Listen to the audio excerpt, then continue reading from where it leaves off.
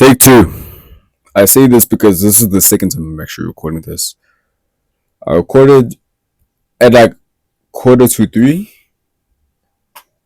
and I lost an hour of footage because my audio was not picking up after like 5 minutes of recording. So this is the second time I'm recording this. Good morning. It's quarter to five. It's a quarter to five. 30th of November, 2025. And this is Ollie, and welcome to Thoughts with Ollie. I wanted to record this yesterday because yesterday I did a bit of a therapy exercise. I went on a walk. What type of walk, you might ask yourself? I did a little bit of exposure therapy. Oh, and since it's been a while, I bought a mic.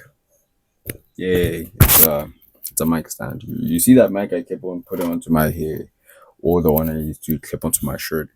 Yeah, here it is now, but like on a like professional looking ish mic stand. So at least we got that now. I know I look a little crazy. It is early in the morning. And yeah, I know this is technically way out of my budget, especially as like a broke college student, unemployed. Wait, actually, I got a job. I got a job. I know some of y'all are scared by that word, job. Get some employment.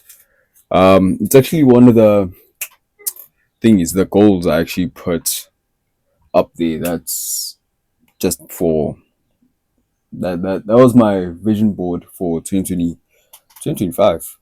And getting a job is actually one of the goals. I actually have the thing right here. And with every one of those goals, there's a corresponding fear behind it. And the fear behind possibly not getting a job is the fear of not finding independence and being broke. Because, dala slamba, dala suzu, mali. So this is gonna be a good change. A good change. So the boy is employed. The atmosphere smells all different with employment under your title. But then, yeah. So back to the moral of the story. So this year I did a little bit of exposure therapy, as a lot of people might know. Not a lot of people on this platform, but in my private life, I'm going through a heavy healing phase from certain traumas or pains, trying to understand myself as to why I'm the way I am and why I connect to people the way I connect to people and what's my purpose, basically, and all of these other things. But yesterday it was more on traumas, working on my traumas, and as I think I've talked about it a lot. If you know, if you don't know, if it's your first time watching, I know no one watches this. I have like 6 views channel total, no subscribers. I don't care. I'm still gonna yap. If you don't know, about a year and some change ago, around the end of August, I ended. I had ended my long-term high school sweetheart, teen dream, fairy tale relationship with the one of the best human beings I could have ever think of at the time. I ended that relationship for my own reasons, and through the it was a build up. It was a build up. It was a build up. Many things. But before I mention that, the reason why I'm actually on this journey is because of the traumas that certain things have brought onto me, and this is essentially my healthy way of exploding. I think I mentioned this in my first video. This is my healthy way of exploding, and I'm grateful for a lot of people that played very important parts in this journey of mine. People, if I'm going to talk about like most pivotal, I was going to mention Pino the Black Pen and Pinson Lodger. Two Khotmans that I admire to death, I can't die.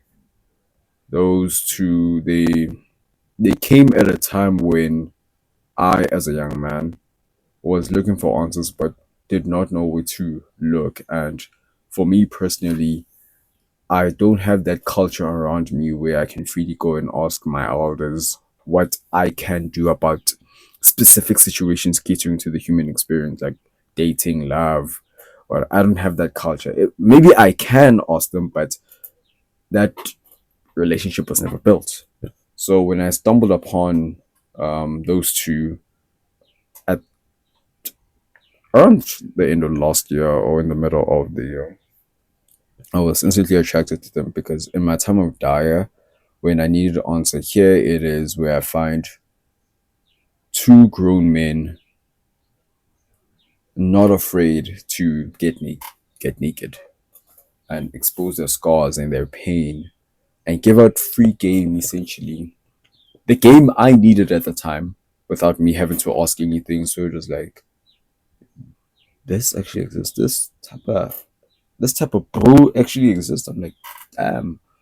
And I've heavily adopted that mentality now where everyone that knows me now knows like I'm super opinionated, super emotionally available, super present, you could say, in all moments in my life. And I heavily wanna attribute it to those two because if they didn't start, I don't know where I'd be. But then yeah, so the definition of exposure therapy is you being in close proximity with your fears, extreme proximity with your fears or things associating with your fears in order to get used to it and be able to live with it in close proximity. And close proximity could mean physical, could be mental, could be, I don't know what close proximity means to you, but close proximity. And that's what I did. So I going back to the relationship, it ended and it brought me an immense amount of pain. Um, it's something that I don't. It's the amount of pain that I don't wish on anyone, nor is the amount of pain I could have foreseen for myself. And with that pain, during the whole breaking up process, a lot of choice words were said in the middle of the process. Obviously, from the opposite party, I will name this human being Human Z. Human Z. Yeah. I've mentioned Human Z multiple times in a couple of my videos, I think in Love and Insecurities, and mentioned how much they have actually done for me and how much they actually mean to me. I guess this is just going to be a bit of a close up in depth of post relationship and its effects on me. Plus, but there's others, there's lessons to this because this is mostly going to be a video talking about the consequences of the great decisions that you choose upon your life and the effects of exposure therapy. A lot of choice words were said in that whole event of breaking up. It's not something I just woke up one day and was like, "Eyo, ngiyohlukana nomuntu manje, anginandaba." No, it was a build up of multiple things where I felt unwanted. I felt not needed. I felt not prioritized. I felt not valued. I felt less of myself. I felt as if something is missing because why doesn't this person see me anymore? Why doesn't this person notice me anymore? What's wrong with me? Did I do something wrong? This basically all started the past 2 years or going to 2 years have been the most growth. Oh man. Sorry about this. It is 4 a.m. in the morning and I've been up since 1. So I am going to be yawning a couple times. The past 3 years have just been the most character development, character development, character development, character development. Non-stop, non-stop. Starting from last year when I couldn't find a school after matric and I didn't know what was going on with my life. And then relationship, which ended in smoke. But then, hey man, now it's just like understanding why I am the way I am and understanding how I deal with people. And I believe I'm sounding like a broken record. I've said this before, but it's cool. Um, a lot of trace words were said, and it was a build up. I felt not needed. The pain of not feeling needed, knowing that you want to serve and you want to give off yourself to this person who you see is so valuable, so precious, so worthy of the world. Someone who you had deemed the one. I'm not, remove the air quotes, actually, the one. Someone who I deemed the one. Someone who I was like, yo, ma, this one, we bring this one back home. Siyothumela bomalume bayothumela incwadi. Ah, that's just my Zulu is going off. Ngiyahlokomela bomalume bayokumele lengwalo. Bare samfuna, and then at the age of like 21 we had planned to get married. June's time. But it's okay. That emotional turmoil of feeling not needed. The words he had said at the time were, you don't love me and you don't change. That's where my pain initially stemmed from. It's 5 a.m. Initially stemmed from, you never changed and you never loved me, which I can't like cut deep on both levels of, I can stand here and say I wasn't all an angel throughout the whole 5 6 years, 5 years, 5 years plus. I don't know, 5 years plus of us being together.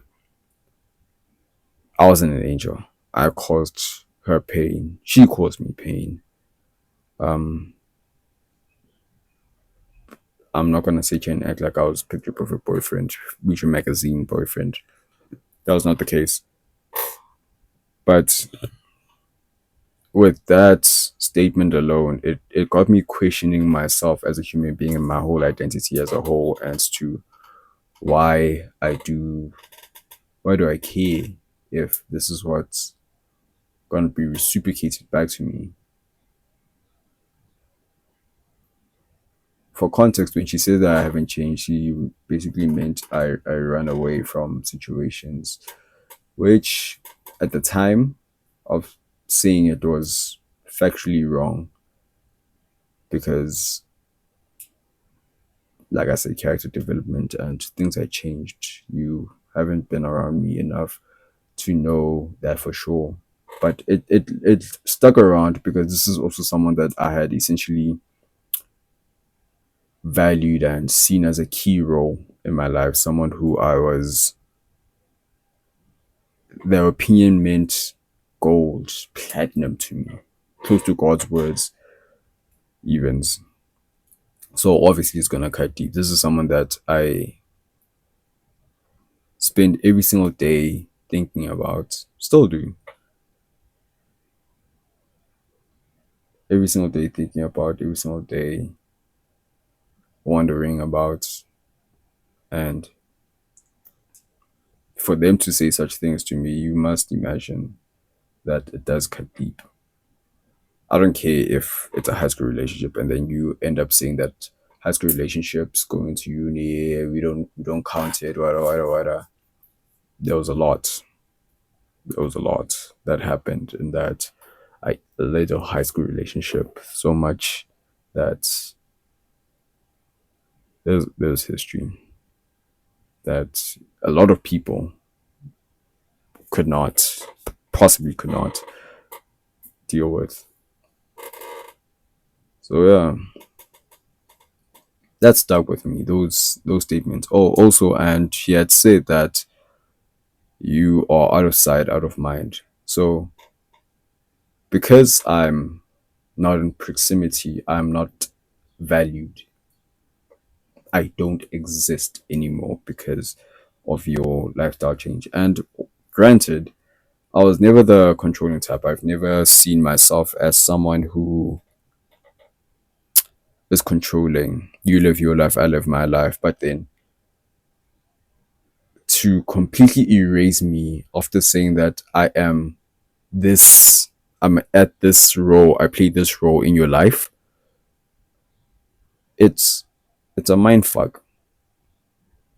Can't even lie to you. It is a high key of a mind fuck to be like, so basically.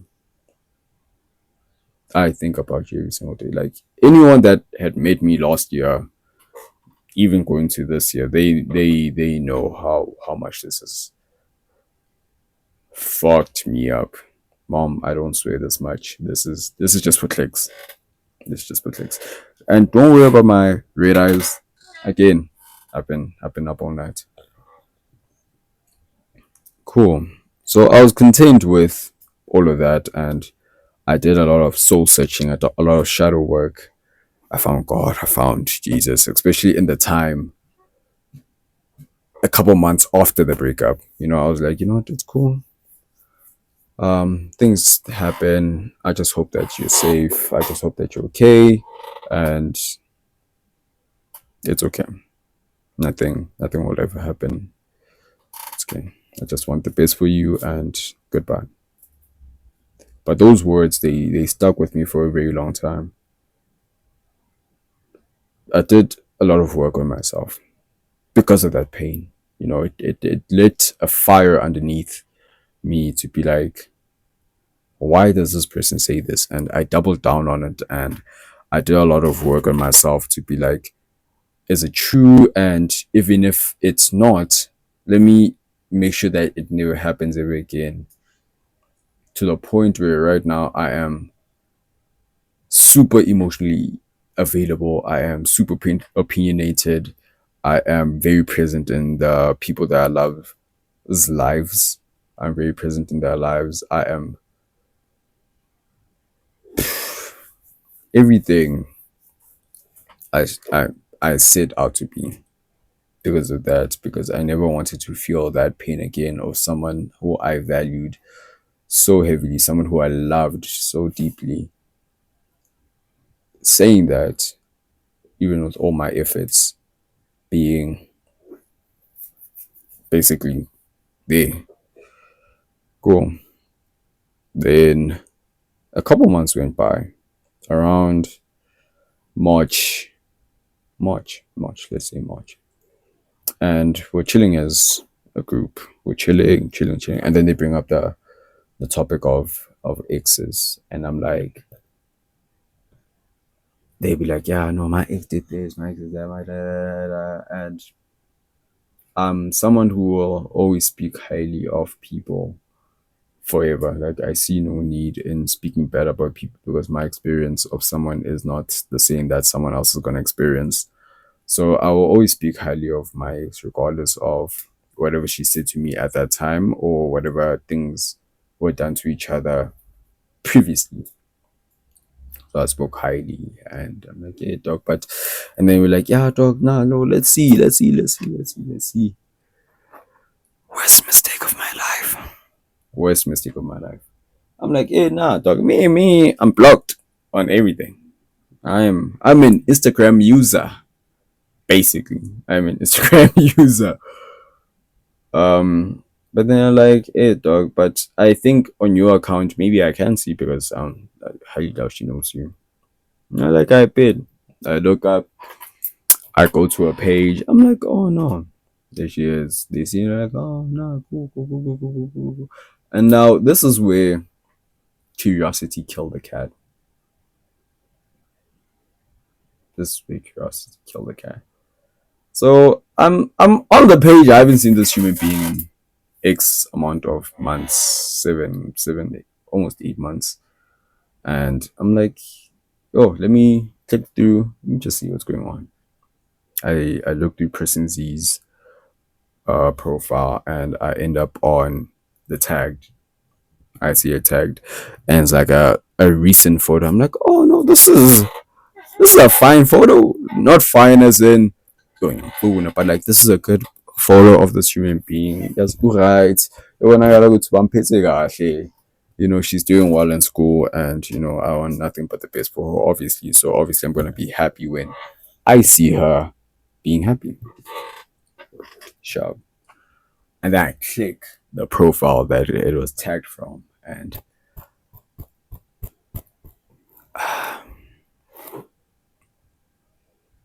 I scroll a bit. I scroll a bit. I'm like, happy anniversary. Ah, I can't lie. That oh, happy happy anniversary. That makes no sense. Anniversary means a year. We broke up like 7 months ago. What's going on?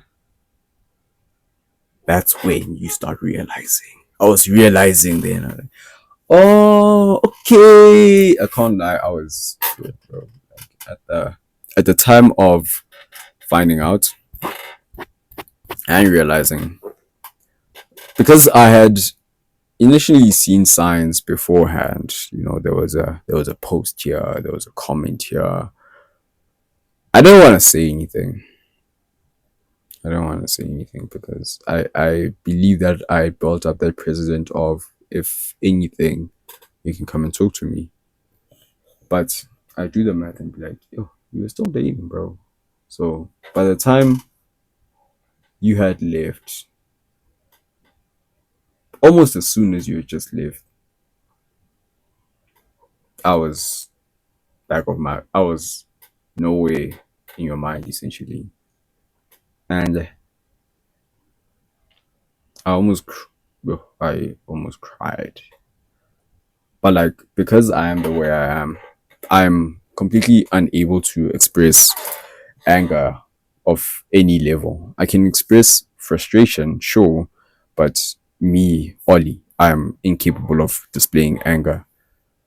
So I almost had a heart attack at the time. I can't lie. Finding out was not nice. Finding out that your partner's going, or your former partner's going, or was going. I don't wish that shit on anyone. I can't even lie to you. Faye though, at the time of finding out, it undid everything I had done already. It undid all the soul searching, all the shadow work I'd done, because the pain of someone you had valued so deeply to betray you on that level specifically is something that I personally don't think I will ever be able to fully heal from, especially considering the history and the time and investment I've spent on said human being, and that I've essentially spent less than a third, or let me just say a third of my life with this human being involved actively. A lot of growth and a lot of development was around this human being, so I can't necessarily tie them outside of it. So this person, essentially, I got cheated on deeply. And like I said, I thought I'd built up the precedent to be like, if you do find someone, some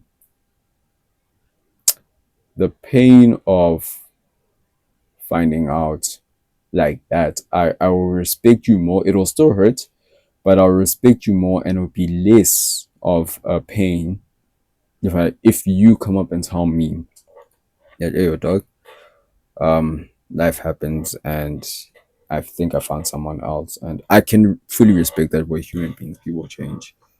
But then to find out in general, I mean, I guess I wasn't a priority either way, so it kind of clicks, kind of makes sense. So that day passes by and send me back into a spiral where, to this day, I'm still essentially in pain. Um, Going back to the beginning of this thing where I said I took a walk. So in my journey of healing, I decided to do some exposure therapy, basically expose myself to environments where there's a strong tie to this human being, person Z. Me and person Z, strong tie to this person, and we shared memories there, and just to see basically how I react in such places. You know, to be like, because I've been saying like I'm healing, I'm healing, I'm healing, but how effective is your healing if you don't put it into practice? Calm. I went to these places, you know, took a walk, went around, and let me be honest with you, my heart was in my ass because I'm like, what if you're moving to Uchiga in a corner and then I'm not ready yet. I'm genuinely not ready to yet to see this human being or this human being at all. I'm genuinely not. I don't know how I'll act. So I had to take it bit by bit, bit by bit, bit by bit. Oh, sorry about that. Um, Bit by bit, and I went around these places, and it was very nostalgic. Very nostalgic to see these places. Very soothing, not soothing at the same time, because it's that fear of what if they pop out, and what the fuck am I gonna do? And also the good memories that came about, and I ended up at a park that we normally used to go to a lot, back in the heights of the relationship, and I sat there for a while, and I was happy with myself that I did what I did, because it proved, that my healing is working on some level, or all the work that I'm doing and putting into myself is working on some level, and I would say I'm a good like 70% healed through exposure therapy. I wouldn't have found that out if I never went to go and put into practice the things I preach. And for the most part of it, it was a net positive. But then going into something like this, if I had known the consequences of the good decisions that are good for my life, I probably would never have made a lot of these decisions. If I had known the pain good decisions would bring, I probably would never make a good decision ever. It's it's like this pain I felt. If I'd felt, let me say, a measly 10% of it before I had decided, yo, I'm tired, bro. This person's playing with my emotions. Before I decided that, and then they'd be like, hey, boy, what's going on, boy? If they're giving me that, I about stopping the relationship. Bengizofoster. Bengizofoster into engapheli. Because I don't think logically, consciously, I would willingly go through this much pain. It's like bringing an unfit person, extremely unfit, a very wide with a gravitational pull person, and then being like, I'm gonna make you feel just just a bit of pain, like 2 weeks worth of gym at one go. Yeah. I want you to feel the muscle pain, the spasms, the cramps, all in one go, and tell me if you are willing to go through that for the rest of your life. It's the equivalent of that. So based on that pain, then you make your decision. I personally would not. I can guarantee you now, if you could, because a lot of people know, we know, but we don't have first-hand experience from it, and that type of pain is something that I don't, again, don't wish on my worst enemy. I don't think I would have broken up with this human being, but it's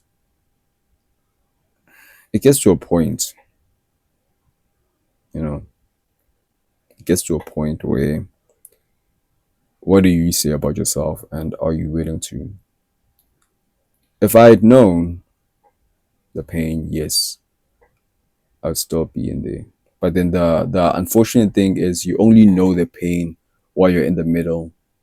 So the cost of being a better person ends up being the things you find precious in life. The cost of me being the person who I am right now, who I'm extremely grateful for becoming.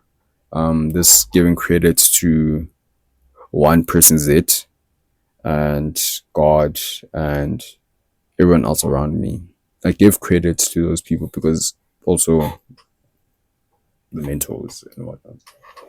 I give credit to those people, because if it wasn't for them, I wouldn't be the person who I am now, who I am extremely proud of as a human being, concept, period. But if I'd known the pain it would take to get here, I'd still be useless. I would pick being a bum, being a cuck any day over this amount of pain. I would take the pain I was feeling going then in the relationship than I do now. The amount of the betrayal aspect of it, the pain of it all, is something that I never want to experience, nor do I think I'd ever fully heal from. This is something that I might end up bleeding onto someone else, unintentionally, of course.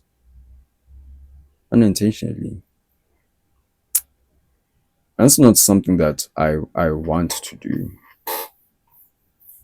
I wake up every single day choosing to not hate, choosing to show love. But then there was something said on a podcast, Pinson, Amajins, where he had mentioned the fact that human beings only find healing, especially, okay, if another human being has hurt another human being, the human being that was hurt will only find healing once they see that human being B has received the same amount of pain that they're feeling. So it's like, you hit me and then you try to apologize. I'm not gonna feel okay just because you apologized. I want you to feel the same pain I felt. Then I'd be like, oh, okay, now I can feel okay. Yeah, your apology will do, I guess, something, but then I want you to feel the same pain that I felt. When I was thinking about it, it goes back to back when you were a child. I would let that, and then let's say I was to run, and then hit myself on the wall, and then your mom or your sister or your aunt, they'll come there and be like, "Oh, limits, okay, get very sharp, and then get very sharp, say it, and then you start hitting the wall, and then you as a child, you start feeling better because the pain you received is being inflicted on the thing that caused you pain. Therefore, you're gonna get better. That was the mindset. Sorry. Oh, that was the mindset I had, underlying mindset I had for a while, because I genuinely wanted to make this person feel pain. The same pain I felt, the same pain that it's eating at me every single day, every single waking hour, even sleeping hour. It eats at me those insecurities of you're not adequate, you're not enough, you're not worthy of love, you're missing something, you are disposable, you don't matter. They come up, and I wanted, at my purest human instinct, I want to make you feel pain. I want to make you feel the way I feel, what hurts me more is that I cannot. This is on the basis of, at my purest human form, eye for an eye. That's what I want. But that's not me. That's not that's not who I am. My morals and just me as a human being cannot bring myself to bring pain to the things I love, once loved, still love. I can't. I can't even bring pain to things that I don't know I love. Just I can't bring harm onto anything. I physically cannot. I emotionally cannot. I can't bring myself to, even if I wanted to. I can't bring myself to traumatize another human being. I can't. There's many ways I could have dealt with this pain of mine. Ngeke febile, kalojabana, but that's not me. That's not what my moral code basically dictates I do. I believe in going through the pain raw. Don't have any substances or any suppressors to the pain. Just go through it as it is. Because the result of it all, when you come out on the other side, it's gonna be something else. That's something that a lot of people that make this decision to be like these good decisions, and when they're in the fire, they can see that they're burning themselves, but they can see the light at the end of the tunnel, and that's essentially where I'm at. As much as I regret it heavily, I can't go back. I generally cannot go back to who I was. I have to keep on moving forward as a human being. That's the way of life. But going back to, I don't want to bring you pain. I don't want to bring anyone pain. I'm incapable. Call me harmless if you want to. I I love you, and I love anyone that has decided to invest any little amount of time spending it on me and deciding, "Hore, you know what, you are worth 2 minutes, 2 cents of speaking time." Someone who's humored my nonsense, irrelevant of how much time we've spent together, how little our conversations mean, if it was a passing moment, for the fact that you decide to include me into your unique reality. I'm extremely grateful for it, and the time that you will never get back. Thank you. I wish in future, that's one of actually my wishes in future, that I can bring back your time, or I can pay back your time in kind. I know I can't replace time, but I hope to give you back a substitute, a good substitute for your time. And that's just my way of gratitude for being like, thank you for involving me, because if it wasn't for you, I wouldn't be the way I am today, who is someone who'll be beneficial for other people later on. I've mentioned this before, that I only work, I think it was in my previous video, that I only work for other people. So You spending your time with me is developing me for the people that I will love in future, and I can't thank you enough for that.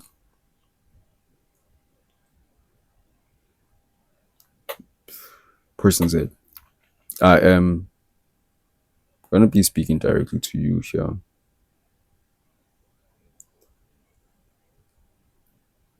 I don't hate you at all. I don't know if you'll ever see you. I highly doubt you'll ever see this. I highly doubt anyone in your circle will ever show you this. But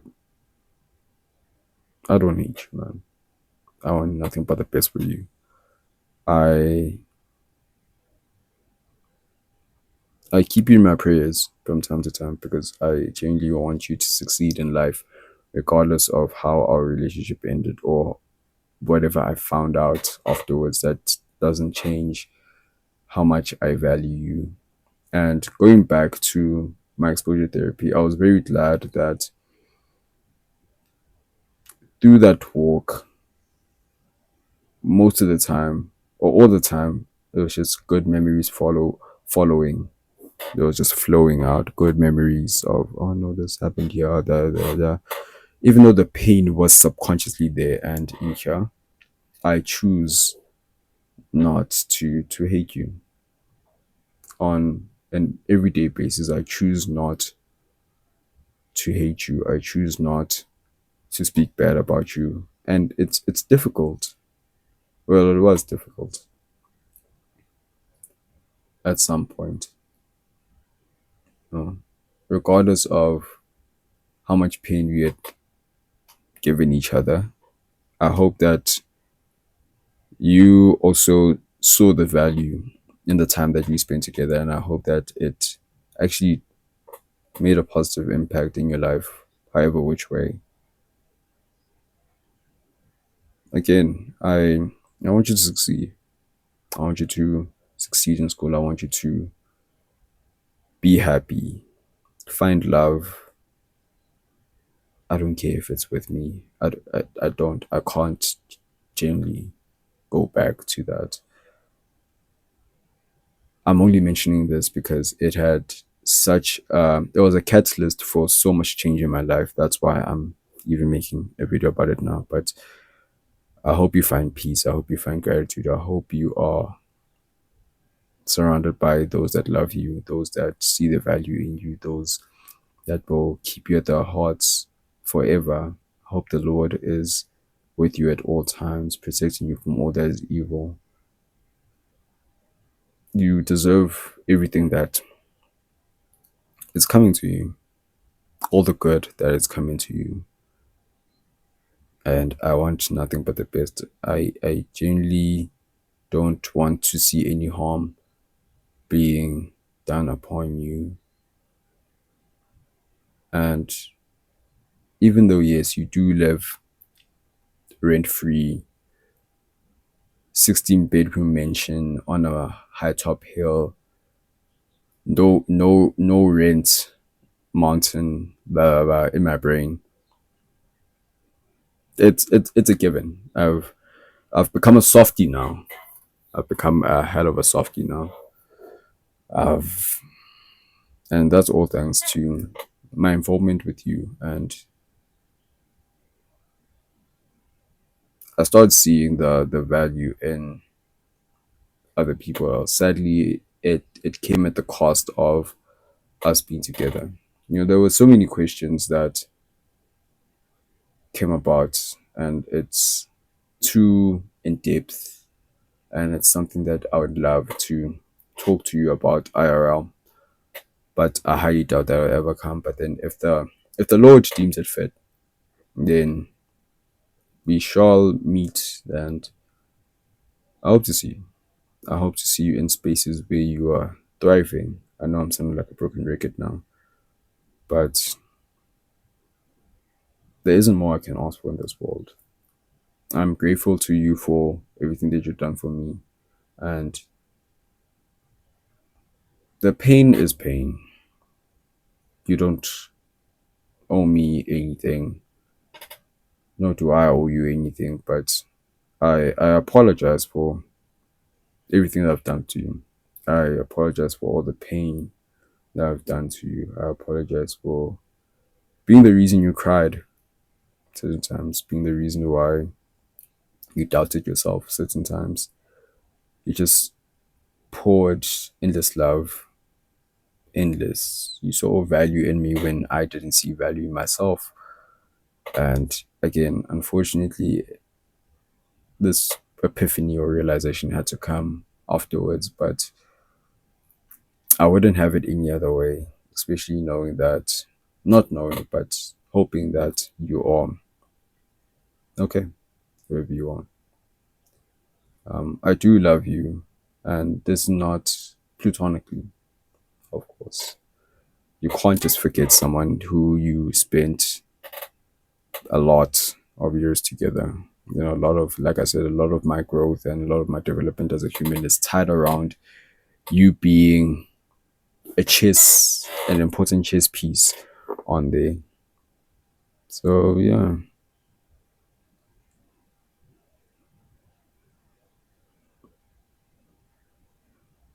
going back to why I do all of this, you know, I try not to repeat the mistakes I made in the past. I don't want to bleed on anyone.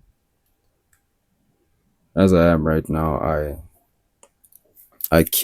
you would say, as cliche, I care a little too much for the people around me. I hold them like eggshells now because I'm afraid of losing them and being left completely alone. That scene, I'd lost someone who I deeply cared about, and I don't wish that pain on anyone ever. So I hold on to the people that hold me close, and even if you don't hold me, call me being needy, call me being a cuck.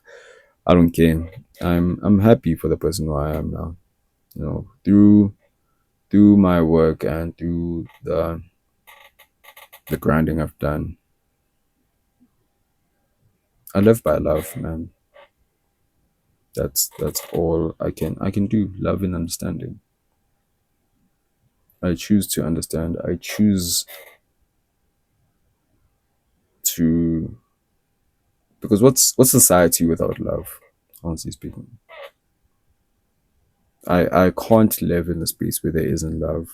Imagine a society without love, a society where we don't value each other for who we are as human beings to the core, a society where we are objectified. I mean, you could argue and say that that's where we are, but that's not where I want to live.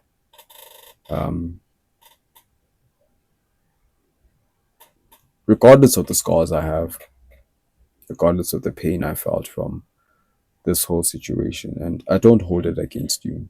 Life things happen. Kiki. Nakakapa, nakafe.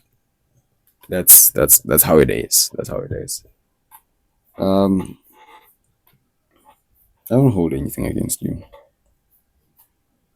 I I hope to sit down with you one day. It's one of my wishes. I hope to sit down with you to actually do a deep dive on everything. With all the scars I have, I still want to be a father. I still want to be a husband. I still want to find love. I still want to do everything that my heart desires and give my all to someone. But I don't see that being something in the cards for the next X amount of years. I don't know. Maybe I don't see it becoming, but then if the Lord says, hey boy, here's a daughter of mine, hold her like an egg, who am I to say no to the Lord? But me personally as a human being, I don't see myself because you just don't heal from pain like that. Call me soft, call me a cuck again. This is something that I don't see myself anytime soon healing from. Again, it's a lot for one to take in. And I know there's different levels of pain. A lot of you will be like, "Yeah, that's fine, guys. That's fine." Really, it's not. So how I conceptualize pain is not the way you're gonna conceptualize pain. So you can have your 2 cents on being it, but I understand the way I am, and I'm content with it. I'm content. I'm forced to be content with the choices I made, and that's just how I'm gonna live my life from now on. You know, I love everyone. I know I'm sounding like a broken record now. I should probably shut this down. It is 20 to 6. Sorry, 20 to 6 now, and I should probably be going to sleep. But yeah, I do pray for all of you. And this is again speaking back to person Z. I pray for all of you. I pray for you too. I just can't forget you. Not that I want to. You know, we shared a lot of happy memories together. And I don't wanna forget the times when I genuinely felt joy with someone who I believed understood and loved me for who I am. So I'll never forget you. Never will. Never. I don't want to. It's not in the plan. And I'll be okay. Genuinely do. And to the cost, I'm not willing to consciously make this cost. It's like, oh, you see that man over here, the man again, Zoro. The equivalent of this is like when back in Thriller Bark, when Kuma gave Zoro a bit of Luffy's pain, and then he was like, "Feel boy, what's Gunjan?" And then it almost kills Zoro, but then he was like, "You know what? I'm gonna take it all." It's like that.